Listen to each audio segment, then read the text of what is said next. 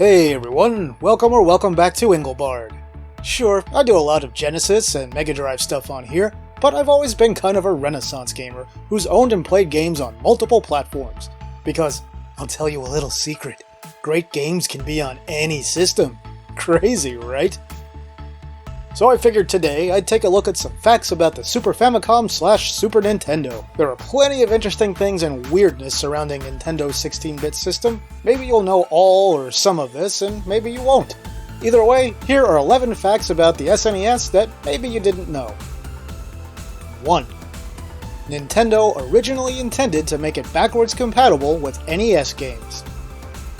You probably won't find it too shocking to learn that Nintendo originally planned to leverage the success of its 8-bit juggernaut, the NES or Famicom depending on your territory, by including support for that system's existing games on their upcoming 16-bit system. In fact, this fateful early decision led to Nintendo picking the unpopular 65C816 CPU as the main processor for the Super Famicom. Why did Nintendo choose this chip that appeared in basically nothing of note besides the Apple II GS? Simple. It was basically the same chip as the 6502 that powered many of the 8-bit computing devices of the era, including the NES, except that it had extended 16-bit instructions and modes. In theory, this meant that along with a smattering of other supporting hardware, you'd be able to plug NES carts into an SNES and play your old games on the new system. In the end, Nintendo abandoned the concept of including backwards compatibility in the Super Famicom. Why? Two reasons. First, there's the cost of including the rest of the hardware required to run NES games on the SNES, which would have either decreased profits on the system or increased the price of it. Or, well, both of those things. The other factor is that Nintendo was apparently concerned that if they included backwards compatibility, publishers would focus on continuing to create NES games instead of making games for the new SNES, since the 8-bit titles would work across all of Nintendo's hardware, while the 16-bit games wouldn't. Some vestiges of this planned backwards compatibility have survived to this day, and we can actually see a few simple NES games running directly on the SNES without any extra hardware thanks to the work of various hackers and programmers. It's an interesting glimpse at what could have been, if nothing else. 2. The SNES CPU is slower than you think, and also faster than you think. Oh boy, we've got some numbers to delve into here. The SNES technically uses the Rico 5A22 CPU, which is based on the WDC65C816 and runs at 3.58 MHz, which is well documented. That's a lot slower than the 7.6 MHz of the Motorola 68000 inside of the Sega Genesis. But just like with modern processors, the clock speed alone doesn't tell you the whole story. Allow me to elaborate just a little bit. Let's look at the 5A22 and the 68000 as they exist in the retail SNES and Genesis systems. The 5A22, despite running at roughly half the clock speed of the 68000, can perform 8-bit math operations nearly as fast as the 68K. When you move up to larger 16-bit numbers, the 68K pulls ahead, and once you hit 32-bit numbers, well, that's where the 68K really crushes the 5A22.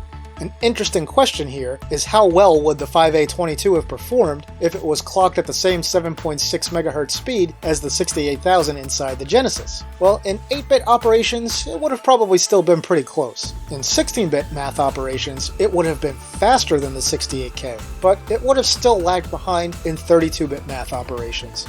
But wait, the 5A22 may surprise you yet, because for a lot of games, the chip didn't even perform at 3.58 MHz. Very often it was limited to a paltry 2.60 MHz when communicating with normal cartridges that were on so-called low-ROM slow ROMs, which made up the vast majority of commercial cartridges for the system. Fast ROMs could be read at the full 3.58 MHz speed of which the CPU was capable. Why then were so many games on these slow ROMs? Well, would it shock you to learn it's because they were cheaper than fast ROMs? No? Good, because that's why. Fast ROMs alone wouldn't have eliminated the infamous slowdown present in many SNES titles, but they would have definitely helped mitigate the issue. Modern homebrew developers and hackers are clearing up slowdown in a lot of the old commercial games by doing a combination of things, like moving games from slow ROM to fast ROM, along with applying the equivalent of the SA1 coprocessor chip, essentially using a faster 65C816 to assist in processing game data. In the end, Nintendo kneecapped an already kind of slow processor by forcing it to run even slower than it should have. 3. The SNES's sound chip, the SPC700, was designed by the father of the PlayStation himself, Ken Kutaragi. Gather round, dear viewers, for I shall tell you the legend of Ken Kutaragi. They say he worked in secret without the approval of Sony, making a deal with Nintendo behind the backs of his corporate overlords to develop the sound hardware for Nintendo's upcoming Super Famicom. He toiled in secret on what would become one of the defining pieces of tech inside Nintendo's new 16-bit console. He hoped his bosses wouldn't find out what he was up to, but one day they did. And they wanted to fire him. His job was saved by Sony CEO Norio Oga, who came to his defense and allowed him to finish the project, which in the end became a huge success.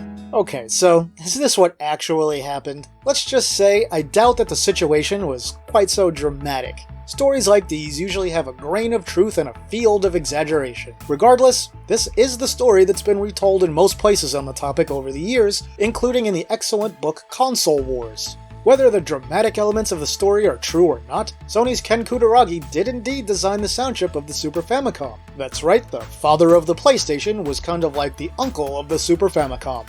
Going back to the book Console Wars for a moment, Nintendo was concerned that the sound chip in the Mega Drive/Genesis was so high quality that they needed to come up with something that could top it for their new 16-bit system. Those aren't my words, they're in the book. Sega's inspiration came from the arcade and existing SMS sound hardware, but Kutaragi went an entirely different route for the SNES chip. Instead of relying on synthesis, he went with a chip that handled sampled sound playback.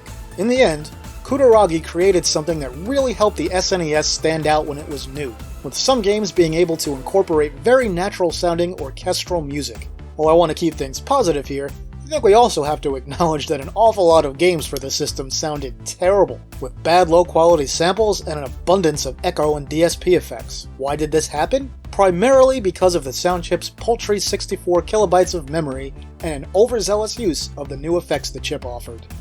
4. Nintendo considered doubling down on the computer aspect of FAMI-Ly COM-puter. Some of the original design concepts for the Super Famicom showed a very different system than the one we ended up with. How different? Well, this different. Now let's talk about the original Famicom for just a sec. The name itself is an abbreviation and combination of two words, FAMI-Ly COM-puter. Knowing that, it's not hard to imagine that Nintendo had at least thought about doubling down on the whole computer part of the name, is it? Still, did Nintendo strongly consider making the Super Famicom computer an actual computer? I'd have to say most likely not, but it's kind of interesting that the thought crossed their minds at all. I mean, deviating from the formula that allowed them to utterly crush their 8-bit competition in Japan and the US would have been a huge risk, and one I just don't think there was any true desire in the company to take. 5. The controller's physical button design and shape are different in different regions. The SNES definitely had an interesting controller when it was new. I mean, come on, whether you like Nintendo or not, you've got to admit this really was one of the most innovative and influential controllers ever designed. A few of its key features became standards that endure even today. The SNES controller was the first major first-party controller to really use the now familiar Diamond 4 face button configuration. It was also the first major first-party controller to make use of shoulder buttons, or what some refer to these days as bumpers. Keep in mind that this thing came out in 1990. As I record this video, that's 31 years ago, and pretty much every modern first-party controller still makes use of the SNES controller's button layout. Now, among all that innovation, there's still one feature that always stood out to me more personally. It's the fact that the US SNES controller has two different types of face buttons. The X and Y buttons are concave, or indented, while the A and B buttons are convex, or rounded upwards towards the top, like a bubble. This simple change makes it super comfortable to hold and very easy to tell which button your thumb is touching. Outside of the US, the controller had action buttons that each had a unique color. Now, that's really not all that helpful, since most people aren't looking at the controller while they play a game. On the US SNES controller, the X and Y buttons are a light purple, while the A and B buttons are dark purple. At least that's what my wife tells my poor colorblind self. Anyway, giving some of the buttons a distinct shape and feel made them much easier to differentiate without looking at them. I really wish that modern controllers had also, borrowed the concave and convex button setup of the US SNES controller. Honestly, I'm not a big fan of the all-convex face buttons that are prevalent these days. Oh well, maybe someone, someday, will revive this great feature. 6. The cancelled SNES CD-ROM was first worked on by Sony and then Philips, and it also birthed a fierce competitor. Nintendo's dalliance with CD-ROM tech for the Super Famicom is legendary. It's a crazy story that led to a lot of crazy things happening in the business, and you can still read a contemporary article on how it all went down on the New York Times website, which I've linked in the description. Nintendo had a good relationship with Sony. They were quite happy with the sound system that Sony had delivered for the SNES. It made sense that Nintendo would be interested in working with Sony again regarding some other new tech, namely a CD-ROM add-on for the Super Nintendo. Sony announced in June of 1991 that they were working on a system called, at the time, the Game Player, which would have a cartridge slot and a CD-ROM drive. Sony would also develop an add-on for the existing Super Famicom known as, wait for it, the PlayStation. To set the stage further, this was announced at the time of the Summer CES in 1991. Where this story gets crazy is literally just 2 days after Sony's reveal of their involvement with the Game Player, Nintendo made a big announcement at CES that they had decided to partner with Philips to develop CD-ROM tech for the SNES. Sony had gotten wind of this just a day or so before the announcement and tried to stop Nintendo. And they even got to the point where they were considering legal options against them. But in the end, Sony just couldn't do anything about it. They were out. Understandably, they felt betrayed. Don't fret, things get a little wackier still. Nintendo gave Philips what were incredibly unusual for Nintendo licensing terms that would allow SNES CD software to work on players designed by Philips without Philips having to pay Nintendo any royalties for running their software. Another effect of this unusual deal was that Nintendo granted Philips the rights to release some original Mario and Zelda games for their CDI platform. That was all part of the same basic deal. In the end, Nintendo's decision to spurn Sony was arguably the worst one they ever made. It was their treatment of Sony that led that company to develop the PlayStation console, which dominated the next generation of gaming. Sony became the most powerful competitor Nintendo had ever faced in the video game space. And it all happened because of one bad decision. Can you imagine what the gaming landscape would look like today if Nintendo had just went along with Sony back then as they originally planned? 7. The SNES can display many more colors on screen than the 256 that you see in the specs. If you look at any spec sheet for the Super Nintendo, when it comes to colors, things seem pretty cut and dry.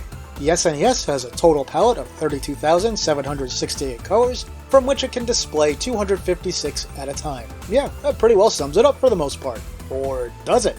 You see, the Super Nintendo can actually display quite a lot more than 256 colors at a time. How is this wizardry accomplished? Well, through the use of color addition and subtraction, which are commonly used for effects like transparencies. The colors behind the transparent objects aren't in the palette. Instead, they're calculated by performing some mathematical operations on the colors that are already on the screen. In plain English, imagine you have the bomb blast from Contra 3 going off. As it expands, you can see it changes the colors of everything behind it. Those new colors behind the transparency are calculated. They're not actually in the palettes. So using transparencies like that bomb blast allows you to greatly exceed the 256 on-screen color limit. Now, if this fact was new to you, allow me to temper your excitement on colors a little by letting you in on a little secret. Most SNES games don't even get anywhere close to showing 256 colors on screen simultaneously. But don't worry, in a similar vein, many Genesis/Mega Drive and TurboGrafx/PC Engine games don't max out those systems' on-screen colors either. 8. Mode 7 doesn't entirely do what you might think it does. Is there any SNES buzzword or term more popular in the gaming lexicon than the infamous Mode 7? It became a shorthand way to describe any scaling and rotation in pretty much any game on any hardware for years. That, in turn, has led to some lingering confusion about what Mode 7 actually is and what it actually does. Let's clear that up, shall we? The Super Nintendo has 8 graphics modes numbered 0 through 7. Each of these graphic modes has different characteristics. To keep things simple and big picture, I'll note that each mode puts graphics on the screen in a different or slightly different way. Some can show more background layers than others, and they have different palette and color options for those backgrounds too. The most well-known graphics mode, even though it certainly was not the most commonly used, is Mode 7. What exactly is Mode 7 then? It's a graphics mode that allows a single tile map layer to be transformed, meaning you can use a matrix to determine its size and perspective on the screen, which in turn means you can do things like scale and rotate that background. So these transformations only happened to a tile map background layer. The SNES does not have sprite scaling and rotation capabilities built into its hardware. But wait, you say, I've seen scaling and or rotating sprites on the Super Nintendo. To which I say, yeah, you probably did, but it was in one of two situations. The first and most common situation is that the devs just manually drew sprites at different sizes as different animation frames, which is exactly how you do that on any system without hardware scaling and rotation. The second situation is a few games have special chips on the cartridge that allow the system to do sprite scaling and rotation, such as the Super FX2 chip inside Yoshi's Island. Anyway, there you go. Mode 7 demystified. It was used to create many awesome effects that were unique to the system. 9. Nintendo changed shipment delivery times of the Super Famicom in Japan to avoid the Yakuza. Here's another famous story that's been recounted quite a few times and makes for an interesting fact regarding the Super Famicom release in Japan. The Super Famicom was a hugely sought-after item upon its release. After Nintendo had clung to the cash cow Famicom for as many years as it possibly could, there was a lot of pent-up demand for the new system. Once the Super Famicom finally came out, people really wanted the thing, including some, shall we say, unsavory people, namely the Yakuza. The infamous Japanese crime organization wanted to hijack entire shipments of the system from delivery trucks and then sell them on the black market for crazily inflated prices. Basically, they wanted to do back then a slight variation on what scalpers are doing today. Nintendo had learned of that plot and made a decision to change shipment routes and delivery times, making what were essentially surprise deliveries to Japanese stores in the middle of the night. Well, I mean, obviously some people knew, but they kept the amount of people that knew to a bare minimum. Since I couldn't find any stories of the Yakuza stealing massive quantities of Super Famicoms after its launch, I think it's pretty safe to assume that Nintendo's strategy worked. 10. The more angular and bumpy design of the US Super Nintendo was done to stop it from being used as a drink tray. Nintendo of America engineer Lance Barr spoke years ago to Nintendo Power regarding the design changes he made from the Japanese Super Famicom to the American Super Nintendo. The original Super Famicom looks like this. It's got rounded edges, it's a simple design, and the top of the unit is basically a completely flat surface. Lance Barr mentioned that kids tend to put things on flat surfaces, including things like, drinks and bowls of cereal and stuff like that. You see, apparently what had been one of the largest problems for NES units was that kids were spilling stuff on them and damaging them rather frequently. As a parent of multiple children, let me just say, I understand. Fully. His solution was to design a system that looks like this.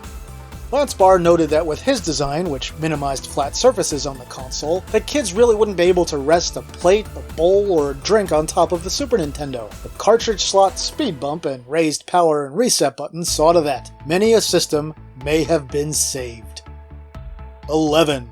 The Japanese chief engineer that designed both the Famicom and Super Famicom passed away in December of 2021. The American engineer that modified those systems for the US market retired in August of 2021. What better way to end this cheery, breezy video than with a segment that reminds us all about the inevitable march of time and the eventual decay and end of all human life. Woohoo, it's party time! Masayuki Uemura was the lead designer responsible for building both the Famicom in 1983 and the Super Famicom in 1990. He began work on the Famicom way back around 1982, maybe even earlier in 81. As I record this video, it's currently the end of December 2021. This means that the Famicom was released 38 years ago. Let's put that into perspective a bit, shall we? 38 years from now, it'll be the year 2059. Crazy, right? The Super Famicom hit in 1990 in Japan and 91 in the US. If we do the same exercise with that system's US launch, well, we'd only be in the year 2051. Comforting, isn't it? Here in the US, engineer Lance Barr is still with us, but he retired from Nintendo just a few months prior to me making this video.